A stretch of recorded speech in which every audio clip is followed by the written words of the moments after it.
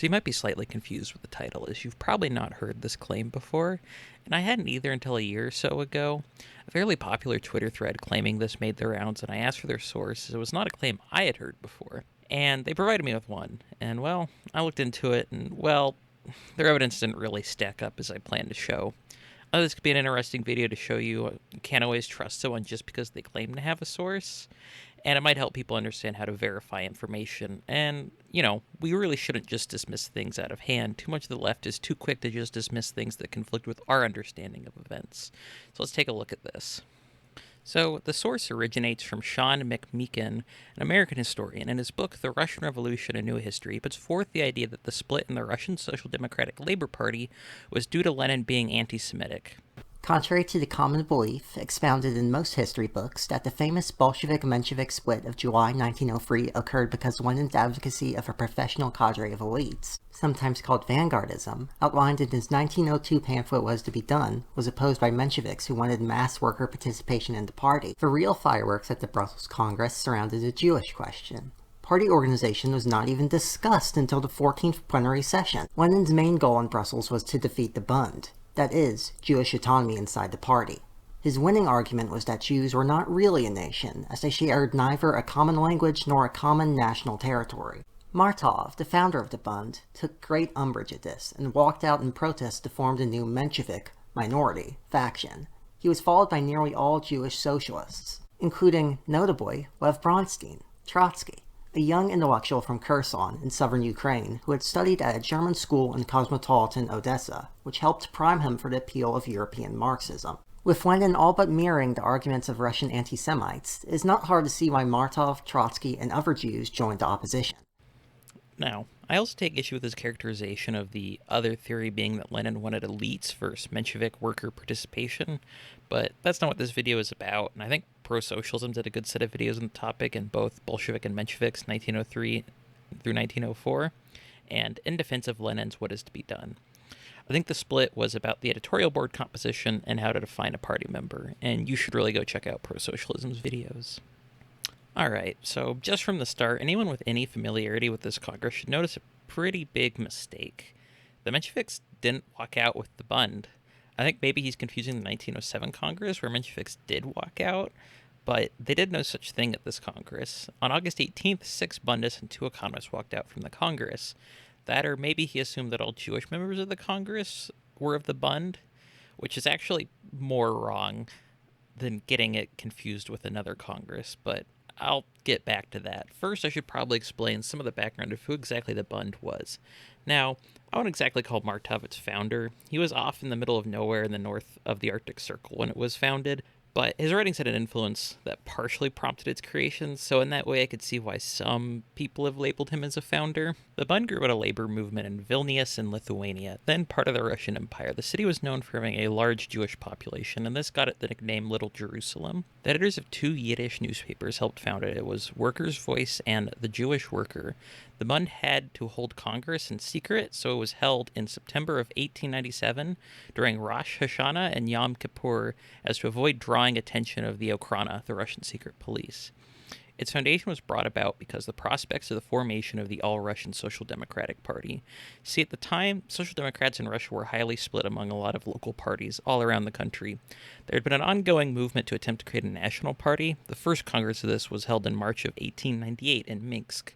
The Congress agreed to the Bund's request for autonomy and that it was the legitimate representation of the Jewish proletariat. The idea at the time was the Bund would be federated with the Russian Workers' Organization.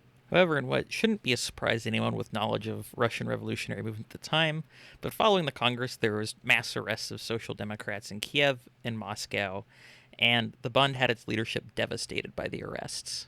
So, the years following this, Lenin and Martov returned from exile and founded Isrka. Martov focused on establishing an Isrka network in Russia, and in the meantime, the Bund had grown to be one of the main revolutionary groups in Russia. It began to spread into Jewish population centers all within the Pale of Settlement, but this raised issues in how they should organize when there was already other social democratic organizations in those regions with Jewish members. The Fourth Congress of the Bund took the position to not found it where there was other social democrats organized locally already. They also decided the Bund should be part of a federated party covering all of Russia with different parties for each nationality. The goal of Lenin and the rest of Isrka was the creation of a national party given legitimacy by local organizations and to adopt a unified program. And for this, Lenin meant a German SPD-style program based of Kautsky's Erfurt program. This is what Isrka was created to advocate for. So this is what the Second Congress was supposed to establish, a unified party with a program. To do this, they had to answer questions like the definition of the party member, also what the program is, and the party's official newspaper and editorial board, which was to be Isrka. It also had to answer questions about how to handle its relationship with organizations like the Bund. The Isrkaists wanted a unified party, not a federated party. All right, now you know some of the background information. Let's get back to the meat of the question. Well, we already know that Martov and Trotsky didn't walk out, as I established earlier.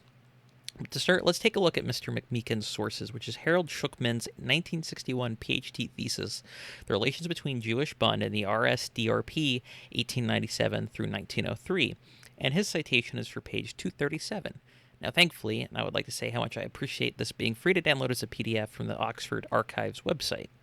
So, looking at his source, it seems to not put forth the same argument or really any kind of evidence for what he claims his source offers.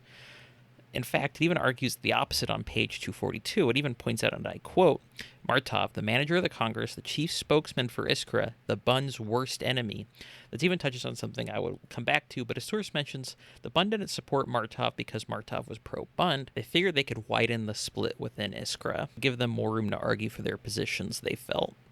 So, his own source disagrees. It says Martov was an enemy of the Bund. It makes no mention of Trotsky or Martov really being angry or upset about how Lenin spoke of the Jewish people.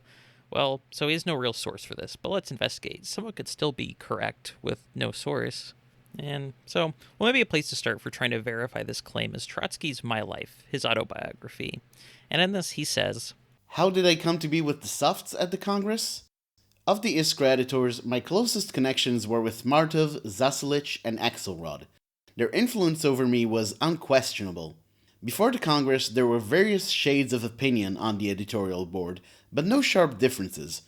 I stood farthest from Plekhanov, who after the first really trivial encounters had taken an intense dislike to me. Lenin's attitude toward me was unexceptionally kind. But now it was he who, in my eyes, was attacking the editorial board. A body which was, in my opinion, a single unit, and which bore the exciting name of Isrka. The idea of a split within the board seemed nothing short of sacrilegious to me. He seems to argue his reasoning was mostly out of personal reasons connected to the editorial board, as he was closest to Martov, Zasselich, and Axelrod. Lenin argued and got passed at a Congress that changed the editorial board to be made up of Plekhanov, Martov, and Lenin. Trotsky says later he also failed to fully realize how much centralism was going to be required of the party. So, no mention of anti-Semitism. But this was written in 1930 after Trotsky in 1917 had joined the Bolsheviks, and he was in an argument within the Third International about the correct path, so he maybe had some motivation not to insult Lenin in this.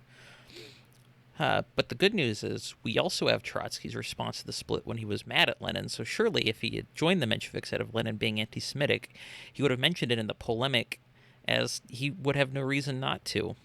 This work is Our Political Task, written as a response to Lenin about the split, and in part, what is to be done. And, well, not a single mention of Jews or the Bund. So, no real evidence to suggest that Trotsky was mad about something Lenin said in regard to the Bund or Jews. So, both Kautsky and Luxemburg also wrote a response on the Russian split, and neither of them made any mention of it actually being because Lenin was anti-Semitic. So, if this split was actually because of that, no one really told the people involved. So let's talk about the actual positions of Lenin, Trotsky, and Martov on the Bund, because they actually really didn't disagree on this. In August of 1901, Martov launched Isrka's first main assault on the Bund. He attacked it for developing Jewish nationalism, which he considered a major political mistake, as well as he attacked them for the demand for Jewish autonomy. He considered the main issue in the Russian Empire to be that Jews were separated by the policy of the Tsarist government. He says that the Bund's nationalism and demand for federalism weakened the organizational ties between Jewish and Russian workers. The goal is not a territory for Jews, but to be free to spread and settle all over Russia. The Bund functions, in his view, was it should engage in special agitation amongst Jewish workers on the basis of their oppression, but not take on national tasks. Martov would also release 2 lengthy articles in March and June of 1903 attacking the Bund.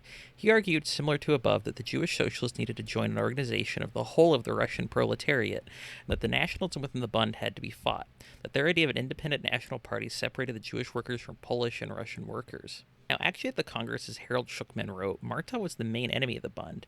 Israel Getzler, his biography, says something very similar. Martov was the main speaker for the coalition against the Bund at the Second Congress, and moved the resolution which rejected Bundist federalism and in effect drove the Bund out of the party. So, we talked about earlier that Trotsky was not bothered by Lenin's position. Trotsky was much in the same position as Martov, as is noted by Isaac Deutscher, and I think it's very clear from the minutes of the Congress. It was very much intentional on the part of Lenin and Isrka supporters to have Martov and Trotsky lead the attacks on the Bund. They wanted the attacks on the Bund to come from Jewish members of the Congress. When Martov brought up his motion against the Bund, only Jewish delegates signed it. Trotsky, in his attack on the Bund, was accused by the Bund of offending Jews. Trotsky was in the same opinion of Martov and Axelrod and other Jewish socialists in opposition to the idea of a separate Jewish nation. Trotsky said that while the Bund was opposed to Zionism, they'd absorbed the nationalism from them. Trotsky would repeat this attack in articles after the Congress attacking Zionism. So, while we know Lenin hung back, we know exactly what his positions on the Bund were. Well, they weren't not exactly different from Isrka on the whole, other than maybe he was more willing to see them leave than Martov was, but in the end, Martov's resolution was one that drove the Bund out of the party. Another position Lenin took in opposition to the Bund was Lenin's position that the Jewish people ceased to be a nation as they had no territory or single language. But this was not an exclusive position to Lenin. This was the same position of Karl Kautsky, who Lenin referenced in some of his writings on the subject. It was the same that Martov and Trotsky took as well. So I'm not quite sure how they could have been bothered by it, how it could have been the source of the split. Now, a question avoided is what Lenin said actually anti-Semitic? And I don't think that it actually matters, at least within the context of this, and whether the historian's claims are correct or not. Because the question is whether it caused the split. And Trotsky-Martov certainly didn't think it was anti-Semitic, and it's certainly not why they were part of the Mensheviks. And neither Luxemburg or Kautsky, who criticized the Bolsheviks in this split, seemed to have thought it was an issue either. Now, when I saw someone citing this book, I remembered I had heard about it before from a historian I have quite a lot of respect for, Sheila Fitzpatrick, in an article titled What's Left? McMeekin, the youngest of the authors here, set out to write a new history, by which he means an anti-Marxist one. Following Pipes, but with his own twist, he includes an extensive bibliography of works cited or profitably consulted, but omits all social histories except Figs. This includes Smith's and Steinberg's earlier books, as well as my own Russian Revolution, though it is cited as an example of a Marxist, Soviet-influenced work. It could be argued that McMeekin doesn't need to read social history, since his focus in the Russian Revolution, as in his earlier work, is on the political, diplomatic, and military international economic aspects. He draws on a multinational archival source base, and the book is quite interesting in detail, particularly the economic parts. But there's a whiff of right-wing nuttiness in the idea that Marxist-style maximalist socialism is a real current threat to Western capitalist countries. He doesn't quite call the whole revolution from Lenin's SEAL training in April 1917 to the treaty in 1922 a German conspiracy, but that's more or less what his narrative suggests. So this can be a good way to help identify possible issues with sources, is to look up reviews from other historians, though unfortunately some other reviews of this work I tried to find were behind paywalls and I couldn't get access to them. So really, to conclude, regardless of it, if anyone listening to this considers Lenin's position to constitute anti-Semitism, I see no evidence for the claim that this is somehow the driving reason for the split, given the broad agreement between Lenin, Martov, and Trotsky on this. It was an issue for the Bund, but not the Mensheviks. Now, I also want to say something I talked about this a bit on Twitter, and someone pointed out they had Sean McMeekin as a teacher, and he was a nice guy. So I don't really mean this to be an attack on him, though I do think his position and his work is wrong on this. This is really only a comment on this section of the work and not it on the whole. I've not read much of anything else he put out, so I can't really comment on it. Anyway, hope you enjoyed this shorter video. Please check out my other videos and subscribe. If you want, check my sources for this. The script is on my website, which I've been considering doing a video about how it's set up, and, let me know if you would find that interesting. Otherwise, my next video is going to deal with the butchering of animals during the 1930s famine, and a review of a World War II Red Army's reproduction ration.